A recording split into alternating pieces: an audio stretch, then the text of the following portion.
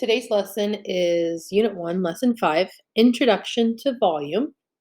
Our objective is we can explore the concept of volume as we informally compare volumes of three-dimensional objects, and we can also understand the concepts of volume.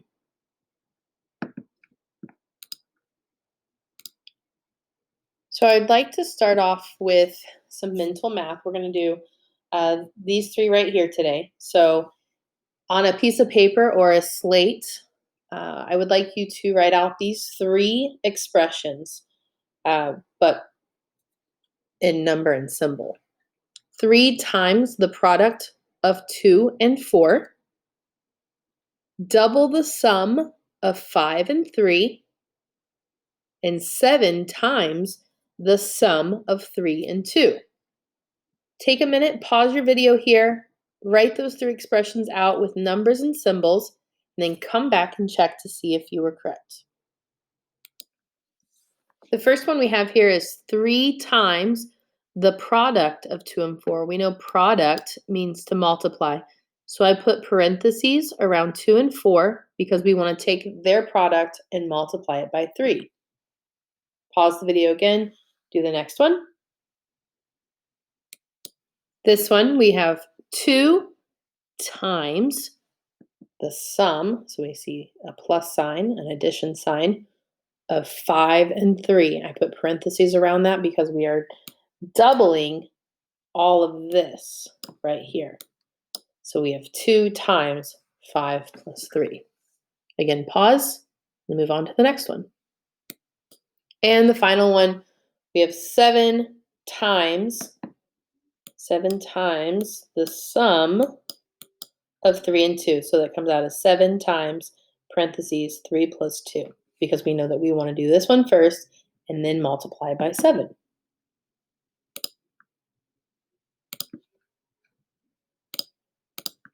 So if you have a notebook at home, this is a great time to pause the video and write down these 2 vocabulary terms. If you're working in class, this is another time that you want to check to make sure that you have these written down in your notebook. We have 2 terms here. We have three-dimensional or 3D, meaning having volume. And you know that our lesson today is Introduction to Volume, so three-dimensional connecting with having volume. And the next term is the term volume, which means a measure of how much space something takes up. Volume is often measured in cubic units, such as cubic centimeters cubed, or other units, such as gallons. And you'll notice here, I want to point out that right here it says centimeters, and then it has a tiny exponent of a 3. That means centimeters cubed. We have seen squared centimeters, squared inches previously, and that had an exponent of 2. And now we are working with the 3-dimensional shape, so we see it has that 3 there. So we're going to look at a few different 3-dimensional objects, and I want you to decide which one is the largest and think about how you would explain this. The first one we're going to look at is a shoebox from this website, and I want to point out something. When you're looking at this, we see that a one-piece shoebox has a 12 times 7 times 4, and you see this right here. That means inches. So we know that this is 3-dimensional, but we also can see that it has 1, 2, 3 measurements all in inches, and that gives us that length times width times height. And that is something that we're going to see in volume later on next week in the later lessons. So we see the shoebox. The next one we have is a wheeled storage box. It's 3D. I'm going to scroll down here and just show you again dimensions. We have here, they have it as depth, height, and width, but again we have 3 different measurements to come up with the volume. This one is in inches, and there's that image of it. And our last one is a jewelry box. Now this is a set, but we're only going to look at one. And we see the dimensions of each box is right here, 2.5 by 1.7 by 2.2 inches. So we have the jewelry box, the storage box, and a shoe box. 3 different shapes. I want you to think through that. And which one do you think is the largest? And there will be a text box on this presentation for you to fill in and answer what you believe is the largest and why. So explain to me why you believe either the shoe box, the container, or the jewelry box is the largest. Thinking about some of the things that I pointed out to you. So in the previous lessons, we have explored two-dimensional attributes of area. What I want you to do is I want you to think about, and also in that text box that I have attached to this presentation, I am your partner. I want you to explain what makes the objects that we showed, what makes them three-dimensional? The 3 objects that I just showed, the jewelry box, the container, and the shoe box. What makes those, oops, what makes those three-dimensional? Okay, so you need to reflect which one was the largest of those and how are those three-dimensional. A student reference book right here, you can look at page 270 to get some help with that. Again, on 270, if some of you are having trouble accessing, I have that right here for you to look at anyways. So if you don't have access, it's okay. We see that geometric solids, polygons, and circles are flat. Those are two-dimensional figures. The surfaces they enclose take up a certain amount of area, but they do not have any thickness and do not take up any volume. Three-dimensional shapes have length, width, and thickness. They take up volume. Boxes, chairs, books, cans, and balls all are examples of three-dimensional shapes. So right here we have some images that those are three-dimensional. Also think about three-dimensional as something that you can actually pick up and touch. It has that volume. It takes up space. Two-dimensional is more of what something you would draw. So again, in that box, that text box connected to this presentation, I want you to also explain your reasoning for choosing which one of those is three-dimensional. So reflecting, which one is it? Explain why. And tell me, how do you know it's three-dimensional? So a question that we might want to ask ourselves when we're exploring with volume is how could we find out which objects has a side with the largest surface?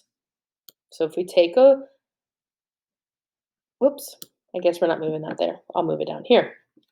The other question is how could we find out which objects takes up the most space? So both the attributes height and area affect how much space is taken up by that object. You want to think about how much space something is taking up to see how much it will hold. And that is what we consider volume. Okay? So you're thinking about which object takes up more space. That's how you can find out which one has the largest surface area. And you can find out which one takes up the most space by finding out how tall is it? How wide is it? How deep does this go? All those connect to volume. So let's take a look at, see, I've already shown you a few containers, okay? So what I want you to do is think about those 3 containers. Which one has more volume? This one, the shoe box, the wheeled storage box, or that jewelry box right there that we're zooming in on. Okay? Which object has more volume? That connects back to those questions. Okay? That goes with a different. So if you are looking at these, you should have said that this one takes up more space. When we look at this, we can see that we are in the inches and we're at 37 inches by 21 1/4 inches and 17 3/4 inches. We know that jewelry box is small. It's the smallest one. We would say our jewelry box is the smallest, then our shoe box, because this is a 12 by 7 by 4. Luckily, all three of these are being measured in inches. And then the largest one was our wheeled storage box. That would be the order. Okay? So, again, looking at those, we would predict that the storage unit has the greatest volume. Okay, we would predict that. We would need to actually measure them or actually take those measurements that they gave us, the 12 by 7 by 4, the 37 by 21 and 1/4 and 17 and 3/4, and also the 2.5 by 1 and 7/10 and 2 and 2/10. We would actually need to figure that out to find the correct answer, but our prediction would be to predict the storage box. And what we just did there by making that prediction is called a conjecture. A conjecture is based on careful thinking. And again, here I have notebook time. So that means this is a great time to pause the video, write the word conjecture into your notebook or wherever you're keeping your notes. Maybe you're keeping digital notes on Google Drive. It's up to you. Whatever's best way for you to organize. Write the word conjecture, and it's a prediction based on careful thinking for math, okay? It's a mathematical prediction. So here's an example of a conjecture. When meteorologists predict the weather, they base their predictions on what they notice and what they know about clouds, temperature, air pressure, and wind. They can explain the thinking that led them to make that certain prediction. When we make mathematical conjectures, we should be able to use mathematical thinking to explain why we made the conjecture we did. So, how might we test our conjectures when we're talking about exploring volume? How could we compare the volumes of the three objects using packing material? So, if we actually had this shoebox, this container, this jewelry box, how could we actually compare the volumes using something to put into those boxes? What do you think? Definitely. I hope you said if we had some packing material, there would be less fitting into this jewelry box than there would fitting in the shoe box. And even more so, we could put more into the storage container. More packing material could fit into that than any of the other options. So this would be a good activity for you to do at home. You would need to get 2 half sheets of paper, any size, but they need to be the same size. So, you can have one large piece of paper, cut it in half, and then you're going to create 2 cylinders by taping one half of the sheet of paper together long ways, and then the other one going with the short edges. So you're making 2 different heights of cylinders. And label one cylinder A and label the other cylinder B. Okay? So then in your math journal on page 13, you need to answer the questions 1 and 2. You want to hopefully work on this with someone at home to understand the thinking behind this. But so the 2 questions say create cylinders A and B with half sheets of paper. What would you measure about these cylinders? And which cylinder do you think has the greater volume? And explain your answer. That's in your journal. I want you to go ahead and fill those 2 spots out. I'm going to give you time to pause the video here to do some thinking and to make those cylinders. So pause, then come back. And just a reminder, cylinders look like this. So like a can is the shape of a cylinder. We have a height and we have a radius because the bottom is a circle. So you're gonna make one tall cylinder and one short cylinder.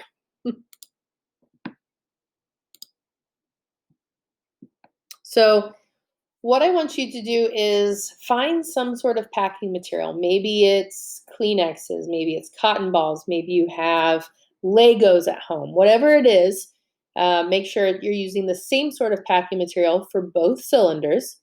And I want you to, you were supposed to predict which cylinder you thought had the greater volume, the tall, skinny one or the short, wider cylinder. And here you're going to test that. Which cylinder actually does hold the most packing material? Again, whatever type of packing material you want to use at home. And I, wouldn't mind you in your book stating what you did. And then think about the attributes you used. How are the cylinders different? How are they the same? Filling that information out in your journal, using that to help you think. Go ahead and pause if you have not paused. All right, so a sample answer would be that cylinder A has a greater volume than cylinder B. This person filled it with beans and they poured the beans into B. Not all the B's from A fit into B, which means that cylinder A was holding more and had a greater volume. So a sample answer for why they're different is they differ in height and in the distance around them. And that means they differed in volume. What made them the same?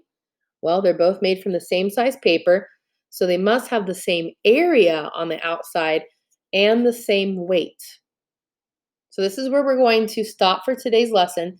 Again, this was just an introduction to volume in lessons 6 through 9, maybe even further. We're going to dig deeper into volume. So again, we were just exploring that concept of volume as we compared those three-dimensional objects. And we're starting to understand that concept of volume taking up space. So I want you to reflect at the end and put this into that text box on this presentation as well, just as a reflection. Rate yourself. Give yourself a 1 if you feel like I need way more help with volume.